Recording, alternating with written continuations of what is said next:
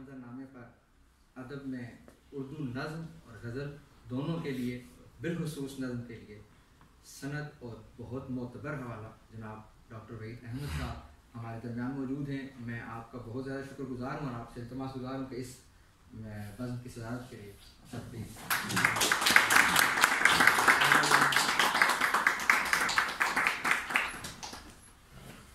بہت شکریہ سر.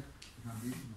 اور اس کے ساتھ میں مہمان خصوصی کے لیے آج کی ہماری جو تقریب ہے اس کی مہمان خصوصی کے لیے جناب سرائے عالمگیر سے ہمارے بہت محترم بہت معتبر اور بہت نفیس شخصیت بہت جن سے بہت وابستگیاں پیار محبت کے سلسلے ہیں جناب سید انصر شاہ صاحب سے التماس گزار ہوں.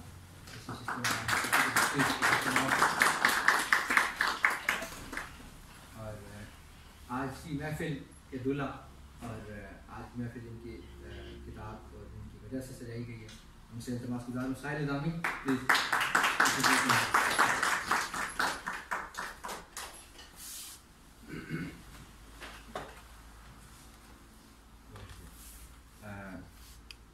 سب سے پہلے اظہار خیال کے لیے میں التماس گزار ہوں پیارے بھائی آسم ندیم آسی صاحب سے تشریف لائیں.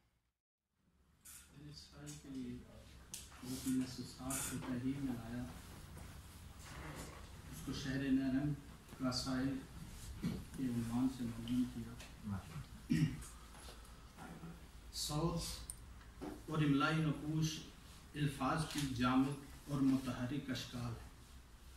املا بصری مشاہدات اور صوت سمعی تجربات سے مشروط ہے جن کا دورانیہ صدیوں پر محیط ہوتا ہے. پھر کہیں جا کر لفظ انسان کے باطنی اور خارجی تجربات اور مشاہدات میں متشکل ہوتا ہے. لفظ انسانی احوال و اعمال کا نہ صرف نہ صرف عکاس ہیں بلکہ حیات انسانی کی مکمل تاریخ بھی ہے جس سے ہم انسان کو انسان ہونے کی حیثیت سے بخوبی جان سکتے ہیں. حضرت انسان کا تخصص تدبر سے عبارت ہے. سوچنا تفکر کرنا زندہ دماغوں کی علامت ہے. جہان رنگ و بو فطرت اور میں یعنی انسان قدر مشترک حیثیت رکھتے ہیں. میں کائنات کی ہر شے کو فطرت کے نقطے کے گرد گھومتا ہوا دیکھتا ہوں اور اس نقطے کو اپنے وجود میں ضم ہوتے ہوئے. یہ میری ایک خوش گمانی ہی صحیح لیکن میرے طرز احساس اور طریقے تدبر کا خاصہ ہے. میرا یہ اختصاص لفظ کے بغیر انتہائی لا یعنی و لا ینحل سوال سے زیادہ کچھ بھی نہیں. اگر یہ سوال میرے اندر ہی دم توڑ دے تو میرا ہر سوال لفظ کے بنا کس قدر بے اہمیت ہو جائے جو صرف اور صرف میرے احساس کا حصہ تو ہو مگر اس کا کوئی شراکت دار نہ ہو. میں جب بھی اپنے بارے میں سوچتا ہوں تو کائنات فطرت سے اپنی ظاہری و باطنی نسبت کو تلاش کرتا ہوں تو اس کائنات کی فطری رعنائیاں اور رنگینیاں میری محسوسات کی آئینہ دار ہوتی ہیں. میں انہیں لفظ کے رنگ ہی میں دیکھتا ہوں اور لفظ کا یہ رنگ شہر نیرنگ کے سائل کے تجربات و مشاہدات میں لاتعداد رنگوں کا مرکب ہے. یہ رنگ نظامی نسبت سے چمکدار اور نظر افروز آثار سے مزین ہے. اس میں روح کو مسحور کرتی اثر انگیزی کا عنصر بھی شامل ہے اور سرشار جذبوں کی صورت دہی کا ہنر بھی. سبحان. آئیے شہر نیرنگ کے سائل کے رنگ کی ایجاد حجرے میں جان کر اس رنگ کو تلاشتے ہیں جس نے بہت سے رنگوں کو خود میں یکجا کر لیا. سائل کا حجرہ آئینہ خانے کی مثال ہے جس میں ایک رخ کے ہزار ہا رخ ہیں جہاں روشنی کا امکان سائے کا جزو لا ینفک ہے. چراغ رکھا ہوا ہے درون در میں کہ روشنی کے جو امکان ہے میرے سائے سے. سائل شاعر کے منصب اور اس منصب کی ذمہ داری کو احسن طریقے سے جانتا ہے جس کا اظہار سائل کچھ اس انداز میں کیا. سخن کے باب میں خورشید کا مقرر میرے لیے تو سبھی راستے بنے. سائل کا حجرہ شعر و سخن کے فن کا حجرہ ہے جس کی تزئین رنگ زاد لفظوں سے کی گئی. جہاں رنگ لفظ ہیں اور لفظ رنگوں کے آثار میں متشکل ہیں. رنگ اور لفظ کا یہ آمیزہ پر اسراریت کا اظہاریہ ہے جو سائل کا اختصاص بھی ہے اور اس کی آئندہ شاعری کی بنیاد بھی. اس پر اسراریت کے رنگ دیکھیے کہیں کہیں میرے چہرے پہ تاب نہ کی کہیں کہیں میرے چہرے پہ تاب نہ کی کہاں کہاں میرے اندر خلا بنے.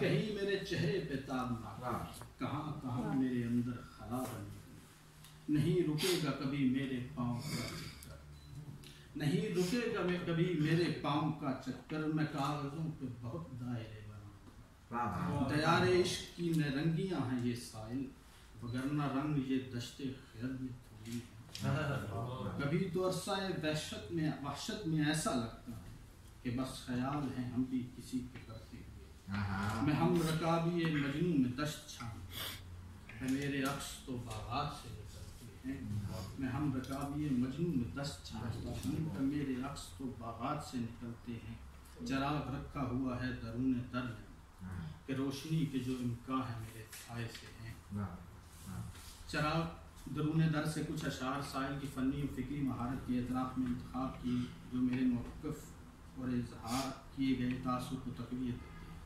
سائل شعری روایت سے وابستہ رہتے ہوئے اپنی جہت تلاش کرتا ہے، یہ کرینہ اسے جدت ترازو کی صف میں شامل کرتا ہے۔ جدت سے مراد روایت سے بغاوت یا زبان کے فطری حسن سے انحراف نہیں، بلکہ تخلیقی اور تکنیکی تنوع ہے، جس کی اساس وہ شعری روایت ہے جو جمالیات اور حسن حسیات کا حصہ ہے۔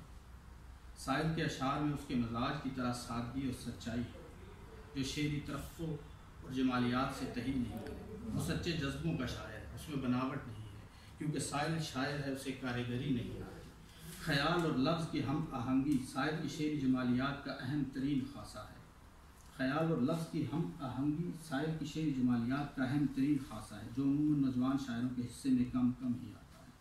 خارج اور باطن جب ایک نقطے پر مرتکز ہو جائیں تو نفی و اثبات اور من و تو کے سلسلوں میں بود نہیں، وصل کی چاشنی اور ہجر کی تلخی دونوں تمانیت قلب کا سامان ہو جاتے ہیں، ایک راستہ ہزار راستوں کا نشان ہوتا، نسیم صبح کی خنکی اور دوپہر کی تیز دھوپ فرق افزا احساس میں بن جاتی ہے۔ چراغ کی لو کے اندر کئی چراغ جل اٹھتے ہیں، یہ مشاہدے کی دنیا ہے، یہ باطن کی روشنی ہے، ایک شاعر کی ریاضت ہے جو کسی صوفی کے روحانی رنگ سے فیضیاب ہے۔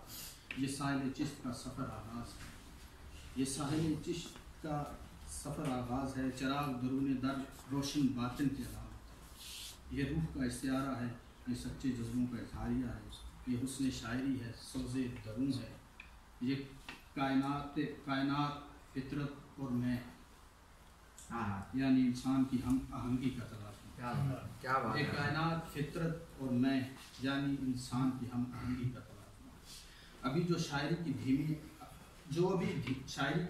آنچ پر ہے، ابھی اسے سورج ہونا ہے اور ایک جہان کو نور یاب کرنا ہے، چراغ رکھا ہوا ہے درون در میں کہ روشنی کے جو امکان ہے میرے سائے سے، فکری حسن اور معنی جہاد سے بھرپور شعر ہے، جسے پڑھ کر میں بہت دیر تک ایک تحیر ذات کیفیت سے لطف اندوز ہوا۔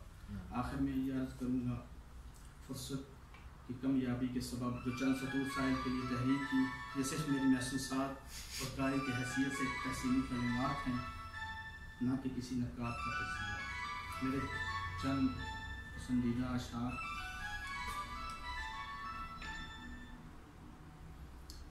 غزل کی ابتدا ہوئی کوئی چراغ بجھ گیا، غزل کی ابتدا ہوئی کوئی چراغ بجھ گیا، میں لکھ رہا تھا روشنی کوئی چراغ بجھ گیا، غزل کی ابتدا ہوئی کوئی چراغ بجھ گیا، میں لکھ رہا تھا روشنی کوئی چراغ بجھ گیا، ہم سے بوسیدہ بدن میلے لباسوں کا، شہر نئے رنگ کے سائل بھی ہو سکتے ہیں، ہم سے بوسیدہ بدن میلے لباسوں والے، شہر نئے رنگ کے سائل بھی ہو سکتے ہیں، جہان رنگ و بو ٹھہرا ہوا، جہان رنگ و بو ٹھہرا ہوا، سرائے جام تو ٹھہرا ہوا، پیاس دریا بجھاتا ہے ساحل، پیاس دریا بجھاتا ہے ساحل، جاذبیت مگر سراب میں۔